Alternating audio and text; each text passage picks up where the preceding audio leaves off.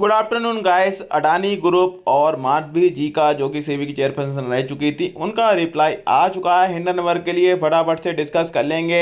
Allegation लगाए हैं Hindenburg ने, क्यों लगाए वो भी मैंने डिस्कस करके बताया था इससे पहली वाली वीडियो में, तो उसको चेकआउट कर सकते हो। थोड़ा मोटा मोटा बता देता हूँ। हिंडनबर्ग ने एलिगेशन लगाए थे लगभग 1.5 साल पहले अडानी ग्रुप पे। अडानी ग्रुप ने एलिगेशन पे कहा था भाई ऐसा कुछ भी नहीं है, और यहाँ पर आपने देखा होगा कि सारी क्लीन चिट मिल चुकी थी अडानी ग्रुप को, और उसके बाद सो कॉल नोटिस दिया था हिंडनबर्ग को अभी जुलाई में ही, और उसी वजह से सेबी को टारगेट करके ये जो आपने देखो एलिगेशन लगे हैं हिंडनबर्ग के।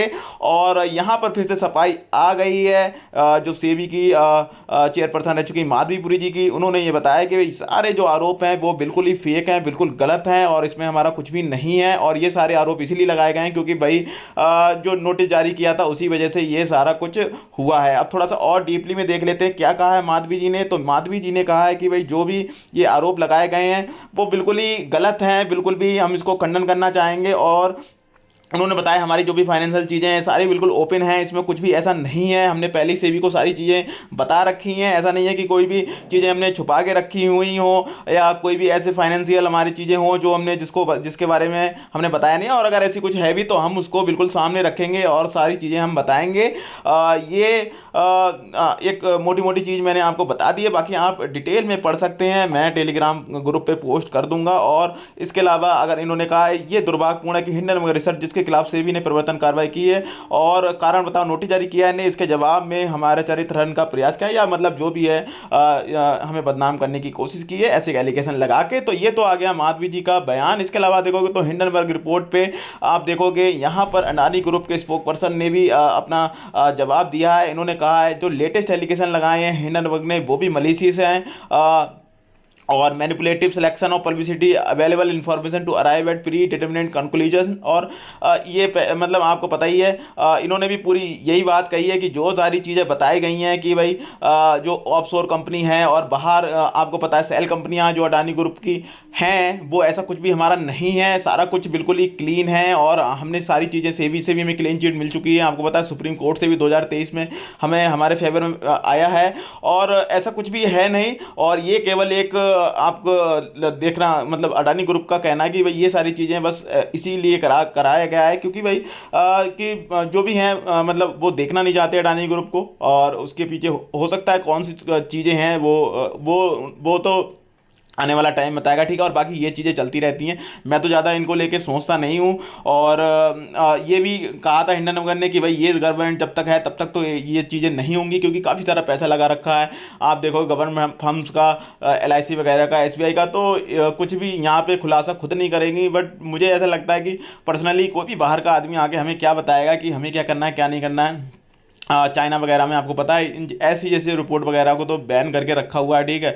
तो ये तो हो गई मेरी बात। बाकी एक थोड़ी सी बात कर लेते हैं मार्केट में क्या असर पड़ सकता है। तो देखो मार्केट में देखो इंडियन जो इन्वेस्टर हैं मुझे बहुत दुख होता है उनके लिए, क्योंकि भाई रियली क्योंकि बहुत ज़्यादा वीक हैं, उनका मेंटली बहुत ज़्यादा आप देखोगे इतना मेंटली स्ट्रांग है नहीं। इंडियन जो भी इन्वेस्टर हैं बहुत जल्दी पैनिक कर जाते हैं, और मुझे लग रहा है बेशक रिप्लाई आ चुका है अडानी ग्रुप का भी और सेबी का भी, लेकिन मुझे लगता है थोड़ा बहुत पैनिक तो जरूर करेंगे इंडियन इन्वेस्टर, और यहाँ पे थोड़ी बहुत गिरावट देखने को जरूर आपको मिलेगी।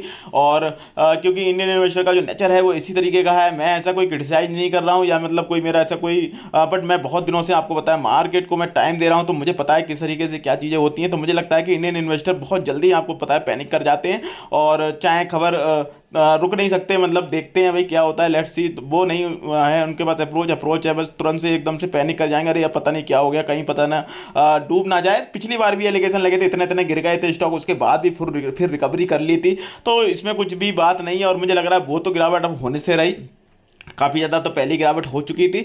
और मार्केट में भी मुझे लग रहा है कोई इस तरीके का ऐसा नहीं है कि बिल्कुल ही बहुत मार्केट एकदम क्रैश हो जाएगी और फिर उसके बाद कभी ऊपर जाएगी नहीं। तो ये सारी एक खबर के ऊपर है, तो खबर का असर हो सकता है 1 दिन चले 2 दिन चले, इससे ज़्यादा चलेगा नहीं। और उसके अलावा आपको पता है रिप्लाई भी आ चुका है, सेबी ने भी दे दिया है, जो भी सेबी की चेयरपर्सन रह चुकी हैं उन्होंने, माधवी जी ने अडानी ग्रुप से भी आ चुका है।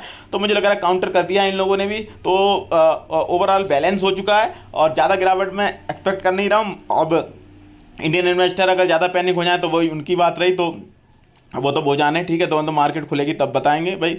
और अगर मार्केट में कोई अपॉर्चुनिटी बनती है तो ज़रूर डिस्कस करेंगे। हम ऐसे मौके ज़रूर ढूंढते हैं जहाँ पे अपॉर्चुनिटी बने, और ऐसी चीज़ें होती हैं जब कोई एलिगेशन या कुछ लगते हैं। आपको याद होगा पॉलीकैब स्टॉक था एक, था क्या है ही मतलब कोई ख़त्म नहीं हो गया, उस पर भी एलिगेशन लगे थे, टैक्स इन्वेजन के कुछ लगे थे।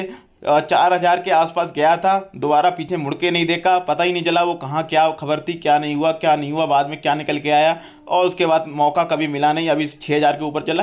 तो अगर अच्छा स्टॉक आपको लग रहा है और कोई इस तरीके की खबर आती है और आपके रडार के आसपास, आपके प्राइस के आसपास आता है, तो भाई ये होता है मौका। और अगर कोई मौका मिलेगा तो मैं तो बिल्कुल छोड़ता हूँ नहीं, आपको पता है। और मैंने अपने व्यू बता दिए, इन एंड मर्जी आपकी, पैसा आपका, फ्रेंड से भी पूछ सकते हो, अपना व्यू बना सकते हो, सुनिए सबकी करनी अपनी चैनल में, चैनल सब्सक्राइब कर लेना, कर देना। जय हिंद दोस्तों।